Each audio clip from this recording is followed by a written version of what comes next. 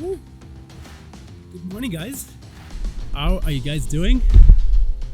This is Luca reporting from the east coast of Bali. Another early one. And today we're on a mission to show you guys why this 85mm lens is my favorite video lens I've ever used. Alright, so you might ask yourself why you think the 85mm lens is such a good lens for video, and the reason is simple. It is actually proven to be the best focal length for human faces, for portraits, and that makes that lens absolutely insane. And it also has been named the king of B-roll by... Wait, who was it? It's like some random YouTuber, Peter Potter Badar. I don't know his name, but you might want to stick around for this. See you later.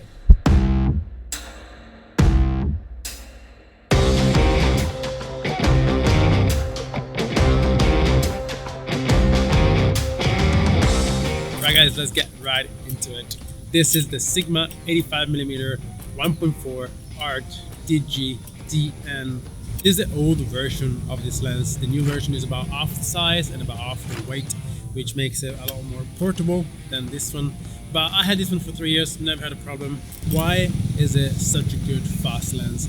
Well, it's got 1.4 aperture, which means all of this glass that you see, all of these elements in this lens are done perfectly to serve only the 85mm length, which makes it the best quality you could ever imagine, and that's why it's crazy sharp at mostly any aperture, but we'll get to that later. One of my favorite features about having a 1.4 aperture is how nicely your subject is going to be in focus and your background is going to be almost invisible. Like right now, I'm shooting on a 24mm Sigma and my aperture is at 1.8 right now. Look at the background, it's super soft, it's super smooth, and I'm just standing out as a subject in the middle of the image. Being such a fast lens, it makes it also as an amazing lens for low light shooting. And when you match it with something like a Sony A7S3, it's just a machine. Like I can have my Sony at like 12,800 ISO and in S-Log3 with this one on, and I can literally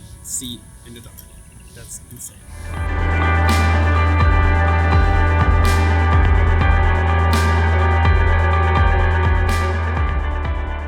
Guys, we actually changed location. We're now at Karamas Beach, just up the coast, and as you can see, I actually changed into a tank top because it's getting way too hot. It's about 8, I think, and we're about to get breakfast. But first, you're probably asking yourself now, if you shoot at 1.4, is it gonna be nice? Is it gonna be sharp? Is that the best you can do, or maybe 1.4 is only for like a few exceptions?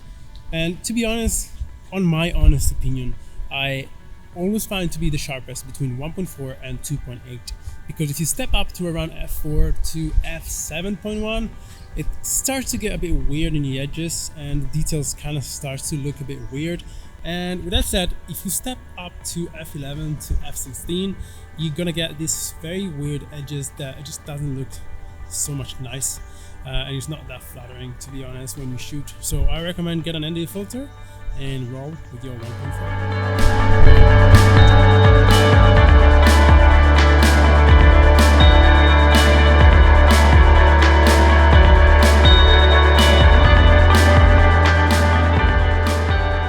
Guys, I managed to find some shade down here under this boat looking thingy because it's extremely hot. It's only like 8 AM. I don't understand.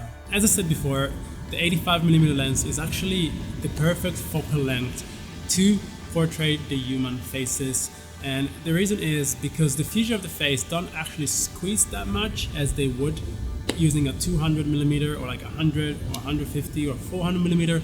So the human face looks very natural, very smooth, and it doesn't seem like you're a midget and fat and little. Alright, we're gonna head down to the beach, get some breakfast because we are both extremely hungry and thirsty. So let's go get some brekky. I think I'm gonna go for the pancake. What are you having there? Oh, I'll probably get the fruit, a little bit more fruit. Then I'm gonna get some fruit. They're gonna blend the fruit, and I'm gonna drink the fruit with my fruit. and the extra fruit. So probably fruit today. It's pretty tasty, eh? What an angle. Is it very flattering? I mean, like, you can see just above your eyebrow. Sick. It's a very weird pancake, to be honest, but it's kind of very tasty, so I give it like very blown out. There's nothing there. Let's pay. Hello. How much is it in total?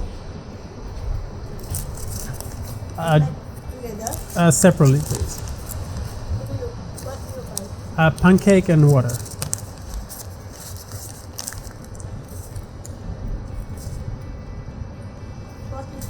All right, that whole meal was that pancake and bottled water was 45k, which is about maybe €2, something like that. So cheap. All right, we're gonna go back on the bike to the waterfall. We'll see you guys over there. I'm gonna show a little like hyperlapse on this thing because it's just incredible. Ooh la la. Ooh la la.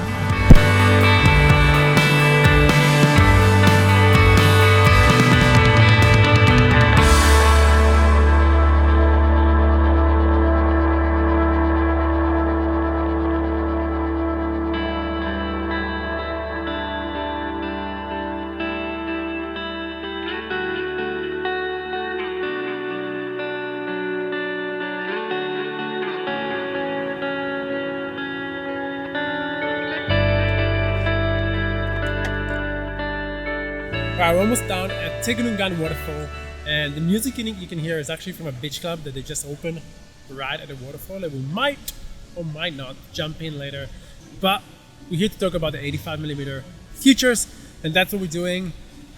The bokeh.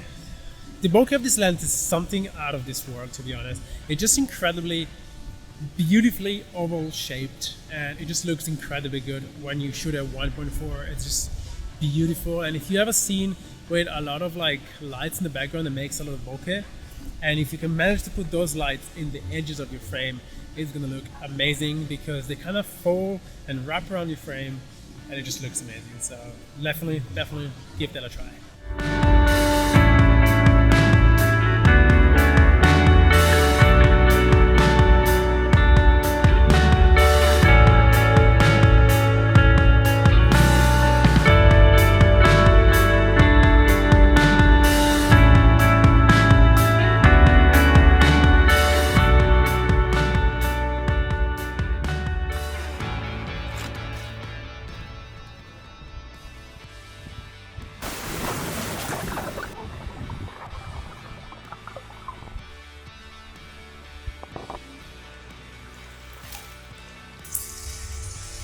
Man, this audio is horrible. Whew, much better audio, right? Alright guys, the last thing I want to talk about is the lens flare. The lens flare in this lens is actually very nice, but it's not exceptional. There's nothing crazy about it. It's not an anamorphic flare or anything like that, but if you step it up around f11 and above, you get some very nice little rays out of it, which is kind of nice. And if you have a low aperture, you're just gonna get like a little flare on the lens, but obviously nothing special. Still a great lens for flares too. I'm gonna swim for a while because it's been a long morning, so I'm gonna chill in the pool. I was so sweaty before. Oh my god. Yeah. See you guys in the studio in a little bit. You ready? 3, 2, 1. Alright guys, and we're back in the studio. So why do I say that 85mm by Sigma, it's my favorite video lens? To be honest, it really depends on what you want to create, but for what I do, I love prime lenses because it forces you to just walk around the location instead of just twist your lens up and have different focal length by standing in the same spot. So definitely check this lens out, and if you want to do so, there's a link down in the description that links to Amazon. So give that a check out. It's actually not that expensive. I think it's like 800 or 900 US dollars. So it's not that bad for such an amazing lens. And yes, it's only one focal length, but you have to remember that prime lenses usually are better and sharper, mainly because all of the glass and all of the elements in the lens are built just for that specific focal length. So that makes it a lot better, sharper, smoother. Boke's are better, they're faster, everything. It's better about prime lenses. That's it for today, guys. If you like this video, leave a like and subscribe, and I'll see you next week in the next video. All right, one of that.